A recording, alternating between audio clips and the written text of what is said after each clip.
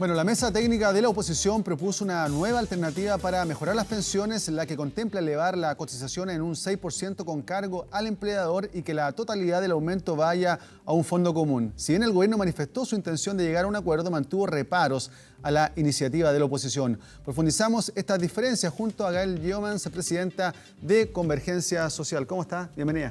Muchas gracias, Gonzalo. Bueno, ¿por qué es tan difícil llegar a un acuerdo en materia de pensiones?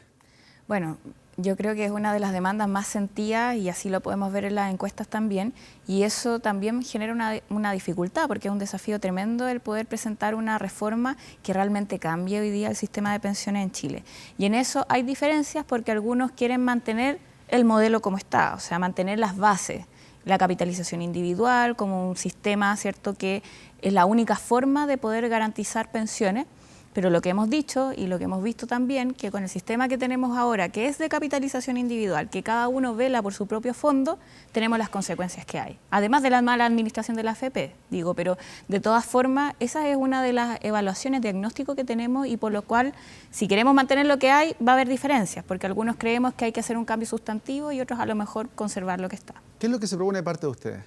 Nosotros creemos que tiene que haber un sistema público que esté fortalecido, que tenga una lógica de administración bajo la solidaridad y que también parte de esos fondos sea administrado colectivamente. ¿A qué me refiero con esto? Que una parte de ese fondo, que es estamos hablando del 6% de cotización adicional, que va a ser cotizado por el empleador, una parte vaya a ser repartido entre los pensionados de manera común y otra parte vaya a poder invertirse, pero de manera colectiva, esos fondos para poder pensar en los jubilados del futuro. Eso es lo que estamos pensando desde la oposición porque queremos tener realmente un sistema mixto, cosa de que ese sistema público pueda garantizar una pensión mínima universal para todos los habitantes del país y también un sistema que es el que tenemos actualmente en donde se cuenta, ¿cierto?, la capitalización individual. ¿Cuál es esa pensión mínima que ustedes están proponiendo?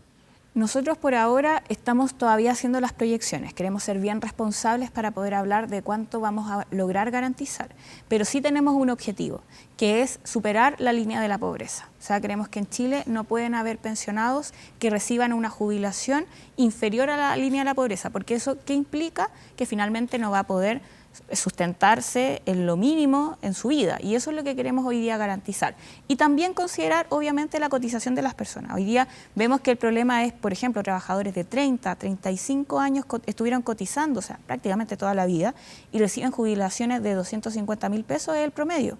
Entonces, ahí también tiene que haber un cambio, o sea, tenemos que partir sobre la base de ese índice de la pobreza que hoy día son 165.000 pesos y que luego se vayan considerando los años de cotización de las personas para ir aumentando esa jubilación.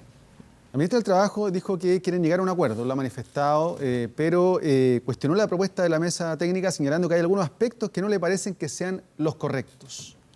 Bueno, la verdad es que yo valoro que la ministra tenga disposición al diálogo. Yo espero que esa disposición al diálogo sea real. ¿A qué me refiero con esto? A que no simplemente nos inviten a ponernos detrás de la propuesta del gobierno, sino que realmente a considerar las propuestas que estamos levantando desde la oposición. Considerando además que son todos los sectores de la oposición. O sea, estamos hablando desde la Democracia Cristiana, el Partido Comunista, el Partido Regionalista Verde, en fin, muchos partidos, incluyendo también obviamente el Frente Amplio que estamos ahí. Y en eso al menos esperaríamos que la ministra tenga esa disposición. Pero para eso hay que querer tocar el modelo de pensiones. Y yo veo que ahí el gobierno está haciendo una defensa ideológica del modelo. ¿A qué me refiero con eso? A que dicen que no hay posibilidad de otro sistema, que no hay posibilidad de no tener capitalización individual, incluso quieren que ese 6% de cotización adicional algo vaya también a ser capitalizado individualmente, si ya tenemos todo el 10% restante, si ya tenemos 30 años de ese modelo. Entonces, la verdad es que la invitación es que exista diálogo real, nosotros vamos a estar siempre disponibles, pero realmente a poder hacer un cambio sustantivo, no cosmético. Claro, el gobierno plantea una cotización extra de un 5%, ustedes lo que piden es un 6%. Sí. Muchos dicen 1% es una cifra mínima, pero otros dicen, claro, eso podría generar también desempleo. ¿Ustedes comparten esa visión? O sea, creo que hay que ponderar todos los factores. Nosotros al menos esto es nuestra propuesta inicial, creemos que tiene que ser un aumento del 6%. Puede haber gradualidad. O sea, a lo que me refiero es que podemos, por ejemplo, hablar de gradualidad. Nosotros mismos estamos evaluando la gradualidad dentro de la propuesta. No es nada zanjado porque todavía estamos conversando, estamos llegando a un punto de acuerdo en eso. Pero sin embargo, por eso mismo creemos que lo que sí tenemos que dar garantías de esta reforma de pensiones es que realmente vamos a aumentar sustantivamente las pensiones de las personas. Ese debería ser nuestro enfoque principal. Claro, también la ministra del Trabajo dijo que con este aumento de cotizaciones no se garantizan pensiones futuras. Sí garantizamos pensiones futuras. Y yo creo que la ministra a lo mejor no sabe muy bien la propuesta que todavía tenemos, porque claro, nos falta todavía presentársela más en lo formal. Lo que nosotros estamos pensando es que de ese 6% de cotización adicional, algo vaya a repartirse entre los actuales pensionados, pero también algo de ese fondo vaya a invertirse a futuro, para los futuros pensionados. O sea, creemos que tiene que invertirse colectivamente y ahí está la diferencia con el gobierno. El gobierno piensa que las cuentas tienen que ser individuales de cotización. Y nosotros creemos que tiene que ser un fondo colectivo, que se considere de todas formas la trayectoria del trabajo y de las cotizaciones. Pero creemos que son dos cosas distintas que a veces mezcla el gobierno en esta discusión. Claro, de parte del oficialismo han manifestado que esta propuesta o parte de la oposición no es buena. Nosotros, creemos, y esto también lo hemos ido conversando con algunos parlamentarios de Renovación Nacional, que tienen más disposición al diálogo, que tienen más disposición a hacer un cambio un poco más transformador de lo que se ha ido proponiendo durante la fecha. La propuesta del gobierno, lo que nos llama la atención, es que la verdad hace un cambio muy menor de su primera propuesta. Frente a la crisis que hemos vivido durante estos últimos días, ¿cierto?, estos últimos meses, lo que debería proponer el gobierno es un cambio mucho mayor que realizar un cambio cosmético a su primera propuesta. O sea, estamos hablando de que es una de las demandas más sentidas. Y los parlamentarios de RN hemos visto una buena acogida frente a esa necesidad, ¿cierto? Y hay mayor disposición de avanzar. Pero esperamos que también esa disposición la tenga el gobierno, que no solo sean la de los parlamentarios, porque es el gobierno el que tiene que presentar esta iniciativa. ¿Por qué crees tú que el gobierno no tiene esta disposición, teniendo en cuenta que en la calle la gente, una de las mayores demandas, tal como tú lo dices, es el tema de las pensiones, una reforma de las pensiones? Yo creo que el gobierno tiene una postura ideológica en esto, y eso es lo que me preocupa en el fondo, porque uno puede tener una postura, el Frente Amplio también tiene una postura, nuestra postura era tener un sistema solidario, absolutamente. Y también es tener un sistema privado, pero de ahorro voluntario solamente. Pero sin embargo, nosotros frente a eso y frente a la necesidad de mejorar ahora las pensiones, estamos disponibles a generar una propuesta de acuerdo. Pero el acuerdo incluye dos partes. Y yo creo que el gobierno siempre piensa en la parte que están representando ellos, que a lo mejor están dialogando con las AFP, con las compañías aseguradoras, y ahí hay algún interés por parte de esos actores que está bien. O sea, ellos también son parte del debate. ¿Tú crees que el gobierno está defendiendo la postura de ellos? ¿De la AFP? A mí me parece que detrás de la postura del gobierno hay una defensa del modelo, hay una defensa de la AFP, de las compañías aseguradoras, de las instituciones privadas que buscan, que tienen un interés en este mercado que le llaman ellos, porque para ellos las pensiones es una apuesta empresarial. Y así lo ha dicho también el gerente general de la AFP, ¿cierto?, que ha señalado que ellos no pueden dar seguridad social. Claro, porque el Estado es el que tiene que dar esa garantía y por lo tanto el gobierno lo que debería hacer es defender hoy día a la y los jubilados, no a la AFP, no a las compañías aseguradoras en esta propuesta de reforma. En ese sentido, ¿el gobierno a quién está defendiendo en este momento? A mí me parece que en este momento, con la propuesta que tienen, siguen defendiendo a la AFP, a las compañías aseguradoras, a las instituciones privadas que han buscado ganarse espacio en este mercado para ellos. Pero la verdad es que frente a esa disposición de negocio, los que han sufrido al otro lado son la y los jubilados con bajas pensiones. Nosotros esperaríamos que la prioridad hoy día sean la y los jubilados y no el negocio de unos pocos. Quiero cambiar de tema. Ayer el Frente Amplio presentó una querella criminal por presuntos delitos de lesa humanidad contra el presidente Sebastián Piñera, el ministro del Interior, también el intendente de Santiago, el general director de Carabineros, el exministro Andrés Chadwick, por torturas, homicidios, apremios ilegítimos, violaciones, entre otros. Sí, bueno, desde el Frente Amplio hemos acudido a todas las medidas para poder cesar a la violación a derechos humanos. Hemos presentado acusaciones constitucionales, en este caso estamos presentando una querella también, porque creemos que nuestra obligación como autoridades es velar por el cese a la violación a derechos humanos. Tenemos 3 informes internacionales que lo han señalado, son graves y generalizadas. Tenemos muertes, tenemos tortura, tenemos violaciones, abusos sexuales, tenemos mutilaciones oculares de 359 ojos. Entonces, frente a esa situación, nuestra obligación es tomar todas las medidas. Y esta es una de ellas, que obviamente nosotros no tenemos el ánimo ni el gusto de presentarla, pero frente a la violación de derechos humanos, frente a que el gobierno mantiene una postura en esto. Porque, a ver, Carabineros tampoco se manda solo, o bueno, si se manda solo, ahí también hay un problema de control civil, y por lo tanto ahí hay una primera vía, y que es la necesaria refundación de Carabineros, que nosotros creemos que es una deuda pendiente. Necesitamos hoy día discutir una reforma que refunde la institución, y en eso al menos creemos que el gobierno tiene que darle prioridad a este punto, y no a estas leyes antisaqueo, leyes antiprotesta social. Y por otro lado, lo que sí nos parece también es que frente a la violación de derechos humanos, acá también hay responsabilidades políticas. Y nos preocupa cuál es la actitud que ha tenido el gobierno y también su sector político, que ha sido más bien una defensa corporativa de lo que ha hecho el gobierno, pero no hoy día ponerse las pilas realmente a generar un cese y garantía de que acá no se van más a violar derechos humanos. O sea, el nunca más es nunca más para siempre. Y en eso al menos no vemos una actitud determinada, simplemente han seguido manteniendo una política de seguridad. Y de hecho el intendente, por eso lo acusamos al intendente Guevara, y también es parte de esta querella por lo mismo, por su política de copamiento preventivo, que lo que terminó siendo es sitiar la Plaza de la Dignidad con muerte, con violación a derechos humanos. Entonces ya vemos las consecuencias de esa política. ¿Qué es lo que buscan con esta querella criminal? Lo que buscamos es que exista responsabilidad, que no haya impunidad frente a estos actos. Y para eso nosotros creemos que tenemos que hacer mano de todas las acciones. Y esperamos que esta, como es una de ellas, pueda seguir su curso, que haya justicia en estos casos y que finalmente acá en Chile podamos tener la seguridad de que en nuestro país no va a haber impunidad frente a la violación de derechos humanos y que así va a poder verse fortalecida nuestra democracia. O sea, tenemos discusiones tan importantes como la constituyente. Tenemos que partir sobre una base de que en Chile no se vulneraron derechos humanos para poder llegar a alcanzar esa apertura constituyente. Es también como parte del Frente Amplio se ha manifestado que van a ir al Tribunal Constitucional si se despacha esta ley anti-saqueos. Sí, bueno, desde el Frente Amplio lo que hemos dicho que nosotros estamos en contra de este proyecto de ley. ¿En qué sentido? O sea, nos parece que hay dos cosas. Uno es el antisaqueo, ¿cierto? Que nosotros estamos dispuestos a regularlo y de hecho también mostramos a disposición en las comisiones, también el senador Latorre lo hizo en su momento, pero nos parece que acá se ha mezclado la discusión. Se han tratado de pasar gato por liebre, porque frente a un proyecto de ley antisaqueo, que es el titular, también se ha presentado artículos que tienen que ver más bien con limitar el derecho a la manifestación pública, el derecho a reunión.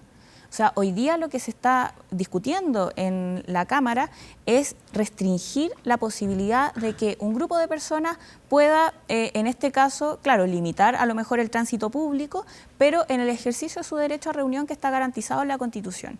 Y es por eso, en vista de esa garantía, porque ese derecho está hoy día garantizado en nuestra Constitución, es que vamos a recurrir a todas las instancias posibles para que ese derecho hoy día sea garantizado en nuestro país. Claro, pero también hay grupos de personas que dicen, claro, hay manifestaciones legítimas, demandas que apoyan, pero como terminan con saqueos, barricadas, también este ejemplo, el que baila pasa, donde la gente también se siente atormentada cuando ocurre este tipo de situaciones, también buscan también algo que los haga vivir más tranquilos y también apoyan esta ley antisaqueos y también todo lo que viene detrás. ¿Sabes qué? Lo que pasa es que el proyecto de ley no separa estas situaciones, las mete todo en un mismo saco. Entonces podríamos tener perfectamente, limitando, por ejemplo, todos hemos visto la manifestación que han realizado las tesis, que la verdad no es una manifestación ni violenta, si simplemente está ejerciendo su derecho a expresarse y a manifestarse. Pero hasta ese ejercicio podría haberse limitado con este proyecto de ley.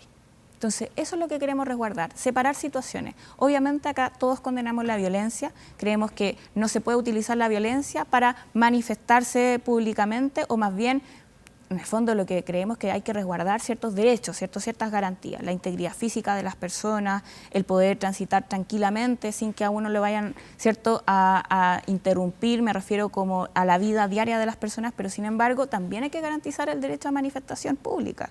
Ese es un derecho constitucional y es un derecho que también es democrático, o sea, está dentro de las bases de nuestra democracia. Parlamentarios oficialistas, incluso con otros líderes, han firmado una carta, fueron más de 100, donde condenan la violencia y también han manifestado y han criticado a la oposición que no lo han hecho de manera categórica. ¿Qué te parece a ti eso? A ver, yo estoy en completo desacuerdo. Nosotros lo hemos dicho en todas las instancias, frente a todas las circunstancias, que nosotros condenamos la violencia. Lo que quieren ellos y es lo que nos preocupa a nosotros es caer en el juego del otro. a mí me parece que acá el gobierno y algunos sectores de derecha han tratado de utilizar eso incluso para cuestionar la posibilidad de ejercer el plebiscito. O sea, dicen que por la violencia que se vive en el país no se puede ejercer el plebiscito que ya es ley. O sea, esa es la gravedad de las amenazas y de lo que dicen, ¿cierto? Que a mí me parece sumamente violento con, en el fondo, quienes hoy día hemos generado una apertura democrática para poder avanzar en una nueva constitución, que es un proceso sumamente importante para todas quienes vivimos en este país. Entonces, en eso al menos yo creo que uno tiene que diferenciar agua. Una cosa es la condena, pero otra cosa es el mal uso de que la violencia supuestamente vendría a restringir la posibilidad de avanzar en un proceso constituyente y en el cambio constitucional. Lo utilizan como argucia, como argumento, como excusas. Respecto a la PSU, que fue suspendida en la prueba de historia, otros estudiantes no lo pudieron realizar de manera normal por las manifestaciones, ¿cuál es tu opinión respecto a lo que ocurrió? ¿Debiera darse esta PSU en esta nueva fecha que es el 26-27 de enero? ¿Qué te parecen estas manifestaciones donde también miles de alumnos se vieron afectados por no poder rendir esta prueba de manera normal? O sea, yo creo que es lamentable el haber tenido que, en el fondo, llegar a estas consecuencias, pero sabemos que llevamos 14 años demandando un cambio al sistema de selección. Lo digo porque yo también fui estudiante, el 2006 nos movilizamos por este mismo motivo. Entonces, 14 años de esta demanda y que en los ministerios de educación no hayan transformado el sistema de selección, eso es lo preocupante hoy día. Sobre todo cuando tenemos una ministra que me parece que tiene una actitud displicente en esto. O sea, en materia del conflicto de profesores ya vimos cuál es su actitud. Y en esta materia lo que ha hecho es lanzar responsabilidades al vuelo, ¿cierto? Sin ninguna autocrítica, cuando también es responsabilidad de ellos hoy día velar por un sistema de selección distinto que sea más justo. Y eso es lo que se demanda, que es absolutamente injusto, que un chiquillo, una chiquilla, por haber estudiado en Puente Alto, en otra comuna, no tenga las mismas posibilidades, las mismas oportunidades que otro chico que haya estudiado en una comuna de élite y en un colegio privado. Eso es lo que se está reclamando. Y a mí lo que me preocupa es que frente a eso no se da una solución. Entonces, claro que uno ve que puede haber un peligro de que de nuevo vivamos estas movilizaciones frente a estas pruebas de selección y que nuevamente tengamos que lamentar estos hechos. Entonces, ¿qué es lo que uno esperaría de la autoridad? Que previniera, que pusiera las cartas sobre la mesa, que generara instancias de trabajo, que se hiciera cargo de la demanda de fondo, porque si no nos hacemos no nos hacemos cargo de la demanda de fondo, después claro que vamos a tener consecuencias con una demanda tan grande que ha estado durante tanto tiempo. ¿Y era la forma con estas funas, boicot que ocurrieron el pasado 6-7 de enero? O sea, yo creo que uno puede cuestionarlo, ¿cierto?, de manera personal, pero yo creo que la verdad es que no, como autoridades nos sacamos mucho con cuestionar si son o no las formas. Y eso es lo que mi invitación es a no seguir manteniendo el cuestionamiento por arriba, sino que metámonos al fondo. Porque no, te lo pregunto porque muchos apoderados también y alumnos han presentado incluso recursos de protección porque no pudieron realizar la prueba de manera tranquila. En Concepción, por ejemplo, están pidiendo realizar nuevamente la prueba porque si no tuvieron las condiciones necesarias para ellos poder rendir de la mejor manera. No, y es sumamente injusto para un estudiante, por ejemplo, que se ha preparado para la PSU de Historia, que a lo mejor tenía una especialidad en eso, y que le van a tomar el mismo puntaje de las otras pruebas o del NEM, ¿cierto? Es sumamente injusto.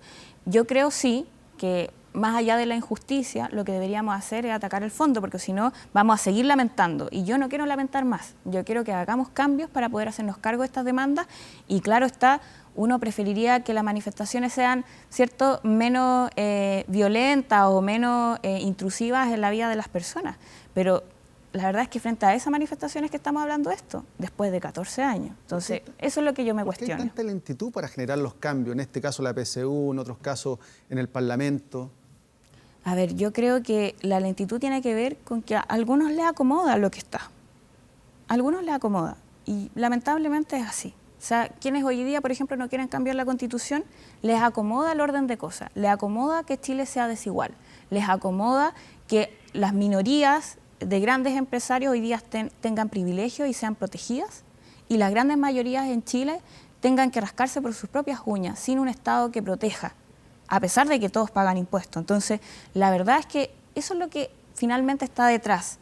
Y para nosotros, yo creo que eso es lo importante, que si tenemos un proceso hoy día para poder hacer cambios, necesitamos que acá los actores sociales, políticos que quieran las transformaciones, tengan un acuerdo en esta materia, impulsen las transformaciones que Chile necesita y así podamos generar en el fondo una transformación profunda. Porque si no la generamos, mantenemos la crisis. Y eso es un peligro, obviamente, para cualquier estado de cosas que queramos emprender en el futuro. Gael Yeomans, presidenta de Convergencia Social, muchas gracias por estar acá en la mañana informativa. Muchas gracias a ti, Gonzalo.